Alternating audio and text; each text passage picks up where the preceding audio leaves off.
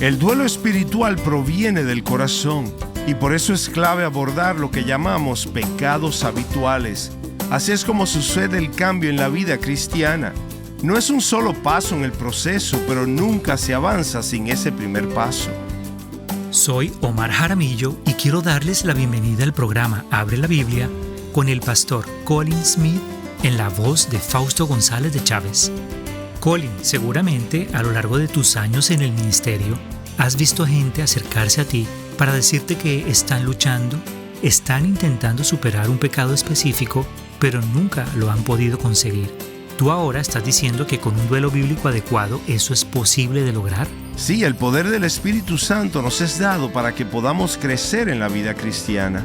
Y cada vez que un creyente llega al punto de decir, no puedo vencer este pecado, es la incredulidad lo que habla en ese momento. No es la fe la que hace esa afirmación. Hay una gran diferencia entre decirle a Dios que lo sientes después de hacer algo que has hecho muchas veces antes, como tener mal genio o un espíritu crítico o cualquier otra cosa en la que uno tiende a caer una y otra vez, entre eso y decirle al Señor, oh Señor, lo he vuelto a hacer, y llegar realmente a lo que Jesús dice aquí. Bienaventurados los que lloran por sus propios pecados, para llegar al punto de aborrecerlos y apartarse de ellos. En la medida en que podamos aprender a hacer eso en relación a lo que llamamos pecados habituales, veremos un progreso y un cambio real. Así que en el programa de hoy estaremos hablando de algo de enorme importancia. Muy bien, si puedes, únete a nosotros en Mateo capítulo 5, mientras continuamos con el mensaje Bienaventurados los que lloran. Aquí está el pastor Colin. En la primera parte de este programa vimos 3 tipos de duelo. Está el duelo natural, que es el duelo por una pérdida, y el duelo pecaminoso, que es el anhelo por algo que Dios no nos ha dado. Pero no es a esos a los que se refiere Jesús en este texto. Él está hablando del duelo espiritual, el dolor por nuestros pecados cometidos contra Dios. Y comenzamos a ver cómo se ve eso. Se parece al arrepentimiento, que implica un cambio de dirección. Es más que simplemente admitir que eres un pecador y decir una oración. En 2 de Timoteo capítulo 2 lo vemos expresa de esta manera.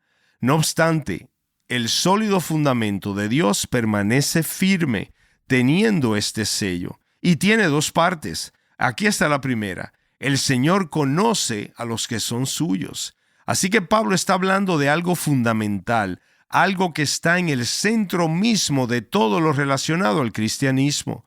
Aquí está el fundamento de Dios que lleva su sello. Y decíamos que tiene 2 partes. Aquí está la primera. El Señor conoce a los que son suyos. Y la segunda, ¿cómo sabemos quiénes son los suyos? Aquí está la marca de una persona que es suya, que es de Dios, que se aparta de la iniquidad, todo aquel que menciona el nombre del Señor. Apartarse de la iniquidad. En otras palabras, lo que dice aquí es que eso es absolutamente fundamental para lo que significa ser cristiano. Si vas a invocar el nombre del Señor, esto es lo que significa para ti. Tienes que apartarte de la iniquidad. No basta con admitir que eres pecador, no basta con hacer una oración. Si ha de haber un vínculo de unión viva entre tú y Jesucristo, entonces la fe que será el vínculo de esa unión viva será también la fuente de arrepentimiento. Así que el llamado de Dios al arrepentimiento, que implica un cambio de dirección, es reemplazado por simplemente admitir que eres pecador y pedirle a Jesús que te perdone. ¿Te das cuenta de lo grande que es ese cambio? Habiendo escuchado mucho durante mi infancia sobre ese tipo de fe raquítica que se presenta bajo la bandera del cristianismo, recuerdo que fue a mis 17 años cuando comprendí por primera vez esta verdad. Fui a una convención en Inglaterra, una gran conferencia, y escuché al doctor Alan Redpath, que en su tiempo fue pastor de la iglesia Moody en Chicago, un predicador muy veterano y ya en sus últimos años.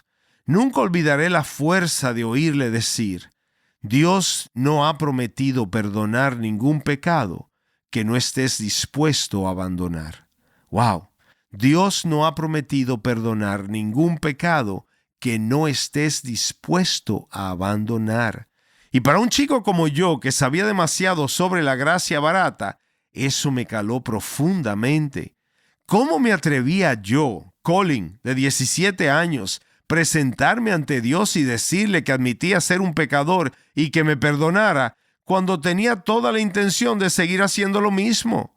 Dios no ha prometido perdonar ningún pecado que no estés dispuesto a abandonar. Y si una generación crece con una especie de creencia debido a una presentación diluida del Evangelio, de que lo único que realmente hay que hacer es admitir que eres pecador y que no debe haber grandes expectativas de cambio, ¿qué va a suceder? Tendrás una generación que crece en la iglesia y que piensa que el Evangelio consiste esencialmente en que todos tus pecados sean perdonados y en ir al cielo cuando mueras, y básicamente seguir viviendo una vida cómoda y materialista, como una persona que no ha conocido a Cristo. A.W. Tozer lo vio venir y escribió algo en cuanto a esto en el 1948. Vio cómo una nueva forma de fe, que no es la fe bíblica, estaba sustituyendo la realidad del arrepentimiento y la fe, y dijo lo siguiente: toda la transacción de la conversión religiosa se ha vuelto mecánica y sin espíritu. La fe ahora puede ejercerse sin perturbar la vida mortal. En otras palabras, no hay un cambio real de dirección sin avergonzar el ego adámico, es decir, sin llegar a conocer realmente mi propia pobreza ante Dios. Describiendo lo que veía en el 1948, Tozer continuó diciendo: ahora se puede recibir a Cristo sin que ello genere un amor especial por Él en el alma del receptor. El hombre se cree salvo, pero no tiene hambre ni sed de Dios. Así que estamos rodeados de una forma de fe que se presenta bajo la bandera del cristianismo. Una fe que ha sido redefinida para acomodarse a nuestra propia intransigencia y a un arrepentimiento que ha sido reempaquetado, remodelado para adaptarse a nuestra propia indulgencia. Y el resultado es una masa de gente que admite que son pecadores, sí, en teoría, y aceptan a Jesús, pero que en realidad no han experimentado la vida que hay en Cristo. ¿Y cuál es la prueba de eso? La prueba es que no se sienten pobres en espíritu y no saben realmente lo que es lamentarse por sus propios pecados. No hay hambre ni sed de justicia, ni sumisión a la voluntad de Dios. No son misericordiosos y tampoco hay mucha pureza de corazón. Y sobre todo, se pierden del gozo puro y de la bendición que hay en Cristo. Oyen a personas que son verdaderos cristianos hablar de la alegría que han encontrado en el Señor y realmente no saben de lo que están hablando. Por eso les digo que esta bienaventuranza, la segunda en la que nos centramos hoy y que aprenderemos cómo alcanzar la semana que viene, es de enorme importancia para toda la iglesia de Jesucristo en el día de hoy. ¿Qué sabemos sobre el duelo espiritual? Ese tipo de dolor por mis propios pecados que me lleva a tomarlos muy en serio, que no caigo en el patrón de repetir cíclicamente lo mismo una y otra vez. ¿Por qué ocurre eso? Porque es muy fácil decir: lo siento, Señor, gracias por perdonarme, nos vemos de nuevo la próxima vez. Estás escuchando Abre la Biblia con el pastor Colin Smith en un mensaje titulado Bienaventurados los que lloran, el cual hace parte de nuestra serie Las Bienaventuranzas, Impulso para la Vida Cristiana. Esta serie que estamos escuchando también se ha convertido en un libro. El pastor Colin ha escrito sobre esto en un libro que lleva el mismo título que la serie. Y podemos ofrecer recursos de gran calidad como este gracias al apoyo financiero de oyentes como tú. Ahora regresemos al mensaje. De nuevo con nosotros, aquí está el pastor Colin. Permíteme ahora ampliar un poco más cómo es esto del duelo espiritual. Realmente tiene 3 características distintivas y 3 palabras que son humildad, corazón y esperanza. El duelo espiritual se caracteriza por estas 3 cosas. Primero, humildad; segundo, el corazón; y tercero, esperanza. El duelo espiritual surge primero de la humildad. En otras palabras, es una consecuencia natural o un resultado de ser pobre en espíritu. Súbete al primer aro. y balanséate. Y una vez que estés en el primer aro, verás que no estás tan lejos del segundo. Verás que el segundo está a tu alcance. Empiezas a ver que no tienes lo que se necesita ante Dios. Entonces te lamentas por los pecados que son tuyos y por la justicia que te falta. Hemos estado imaginando, como recordarán, las bienaventuranzas como una serie de 7 aros, y ese es el principio general que estamos recorriendo en esta serie, que se avanza en la vida cristiana pasando de un aro al siguiente. No se puede empezar en el segundo aro, hay que empezar en el primero. Hay un cierto placer en cada pecado, un placer pasajero. Nadie pecaría si no hubiera un cierto placer asociado con su pecado. Por eso hay una atracción por los pecados en los que hemos caído y que nos tienen atrapados. Entonces, ¿cómo puedo llegar a odiar lo que antes amaba? Alejarme de lo que antes perseguía. No puedo sentarme de repente en una silla y decir, voy a hacer ese cambio. Claro que no puedes. No puedes empezar por el segundo aro, sino que empiezas por el primero. Pero te balanceas en ese primer aro, te das cuenta de tu propia necesidad y de tu propia pobreza ante Dios, que no tienes lo que se necesita, y eso te llevará al lugar donde comienza el duelo. Surge de la humildad, de descubrir tu verdadera posición frente a Dios. Súbete al primer aro y no tardarás en alcanzar el segundo. Una segunda característica distintiva es que el duelo espiritual es una cuestión del corazón. Todo el mundo sabe que hay una gran diferencia entre la persona que dice, lo siento, pero que simplemente está tratando de resolver un problema, y la persona que dice, lo siento, y realmente lo dice desde el corazón. Y el duelo espiritual del que hablamos es más que pedir perdón a Dios, es una cuestión del corazón. La Biblia nos cuenta una historia sobre el rey Saúl cuando fue a la batalla. Eso lo encontramos en 1 Samuel, capítulo 15. Él desobedeció las órdenes específicas de Dios al tomar un botín para sí mismo y para sus hombres. El hombre engañó, el hombre defraudó y el hombre robó, y luego mintió para encubrirlo. Pero a través del profeta Samuel fue descubierto, y cuando fue descubierto, inmediatamente dijo cuánto lo sentía. Se presenta ante Samuel y le dice, he pecado, en verdad he quebrantado el mandamiento del Señor. Y luego dice algo más que revela que su arrepentimiento realmente no es genuino. Él le dice a Samuel, he pecado, pero te ruego que me honres delante de los ancianos de mi pueblo y delante de Israel. Es decir, lo siento mucho, pero lo que realmente me preocupa es controlar los daños colaterales y quiero que te asegures de que todos piensen que no hice nada malo. Ya conoces el resto de la historia. Si no la conoces, es un desastre. Eso es todo lo que necesitas saber, porque en realidad nunca hubo arrepentimiento sincero en ese hombre, solo control de daños. Así que el duelo espiritual viene de lo profundo del corazón. Por eso es realmente clave abordar lo que a veces llamamos pecados habituales. Llegar a un punto en el que digamos, oh Dios, he llegado a comprender el impacto de esto y a lamentarlo.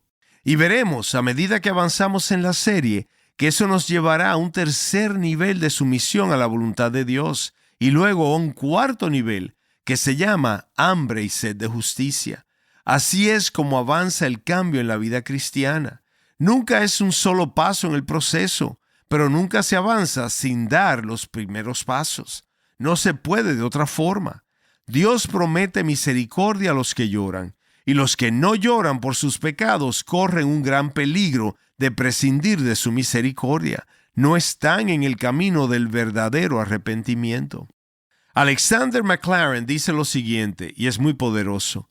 Si nunca te has arrodillado ante Dios, sintiendo lo malvado que eres, dudo enormemente que alguna vez te presentes con el rostro radiante ante Dios y le alabes por toda la eternidad por su misericordia hacia ti.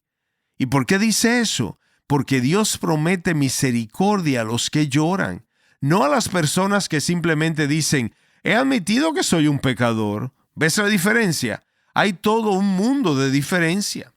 Y entonces, en tercer lugar, el duelo espiritual está impregnado de esperanza. Judas se afligió por su pecado, Pero Judas no se afligió espiritualmente por esta razón, porque su aflicción lo llevó a la desesperanza. Y la desesperanza es siempre obra de Satanás, nunca es obra del Espíritu Santo. Recuerda que cada vez que te tomas en serio las cosas de Dios, es porque el Espíritu Santo está obrando en tu vida. Pero tan pronto como el Espíritu Santo obra en tu vida, el enemigo de tu alma prestará atención. Por eso es muy importante en este punto ser capaz de distinguir la obra de Satanás de la obra del Espíritu Santo. Es muy importante ser capaz de hacer esa distinción. Y hay aquí una forma de hacerlo. Satanás te llevará a la desesperanza, pero nunca te llevará a la esperanza en Cristo. Así que te dejará en la desesperación y te dejará sumido en el dolor.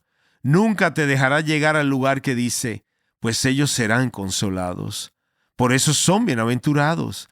El Espíritu Santo, sin embargo, te llevará al fin de ti mismo. El Espíritu Santo te hará llorar al ver la magnitud de tu pecado y lo que le ha causado a los demás y cómo se ve realmente esta ofensa ante Dios y cuánto tiempo ha existido este patrón, y comenzarás a ver su verdadero alcance.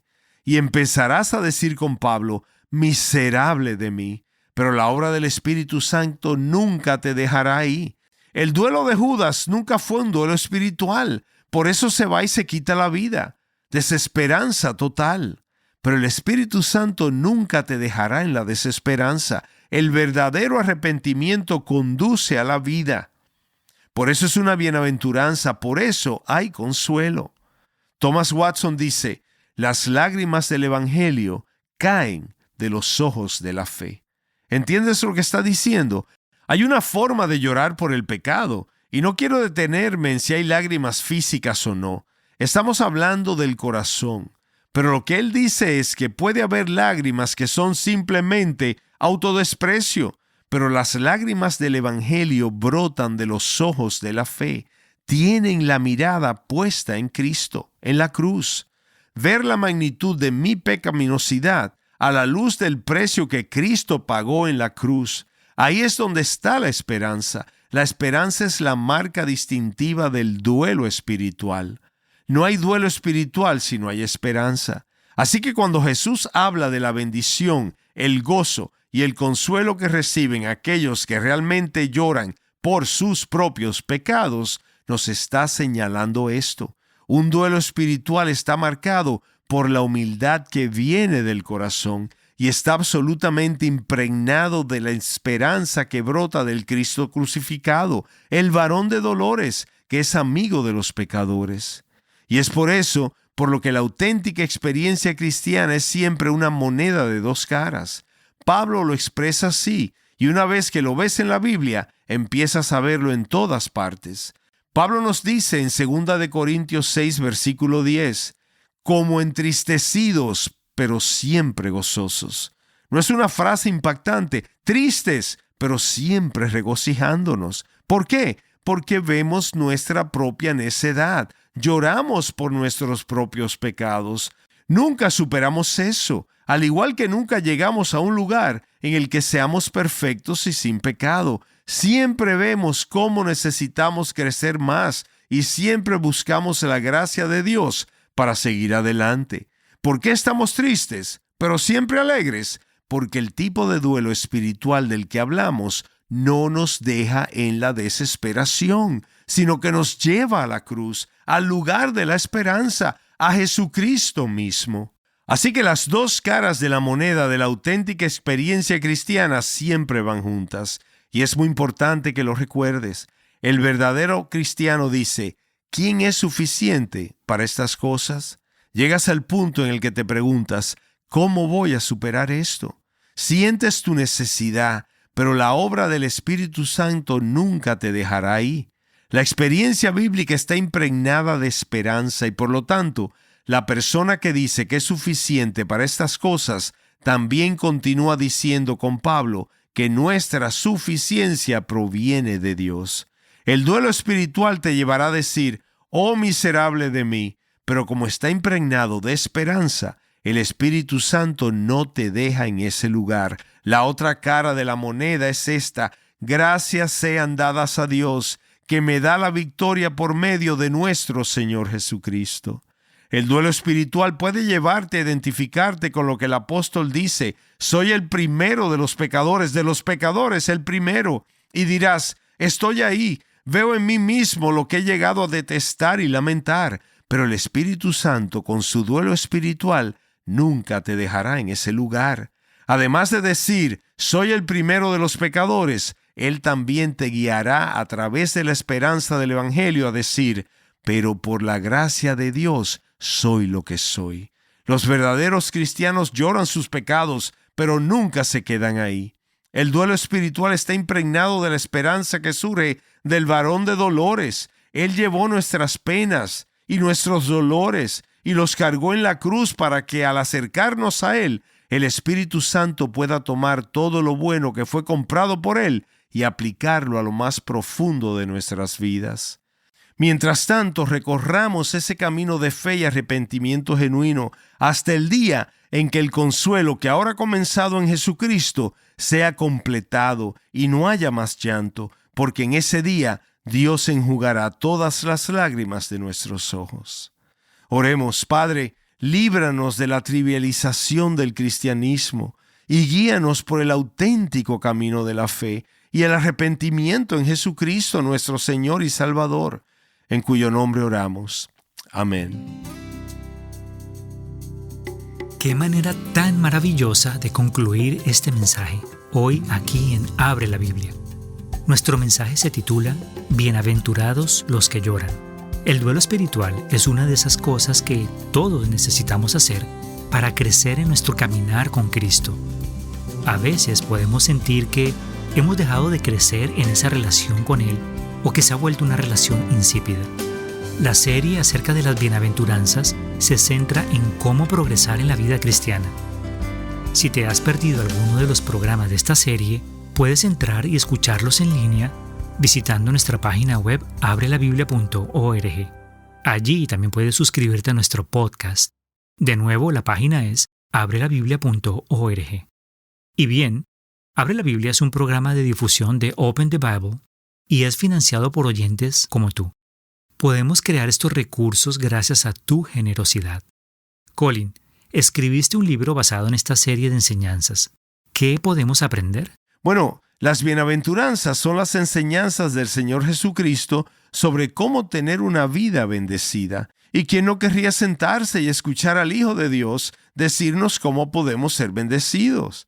Eso es lo que se expone en las bienaventuranzas. Y aquí está lo maravilloso. El Señor Jesús no solo nos dice lo que significa ser bendecido, sino también nos enseña cómo podemos buscar la bendición de Dios en nuestras vidas. Así que si tú deseas crecer en tu vida cristiana y quieres saber más sobre la bendición de Dios, no hay mejor lugar donde buscar que en las bienaventuranzas. Puedes encontrar este libro visitando la página web abrelabiblia.org/libros. Gracias por escucharnos hoy y espero que nos acompañes la próxima vez. Abre la Biblia es un programa de difusión de Open the Bible y es posible gracias a oyentes como tú.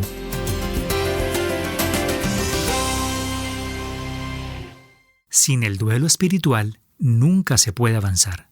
¿Cómo evitar ser ese chico o esa chica que lleva 10, 20 o 30 años rodeado de las cosas de Dios, pero nunca cambia? Soy su presentador, Omar Jaramillo, y en el próximo Abre la Biblia descubriremos cómo hacerlo.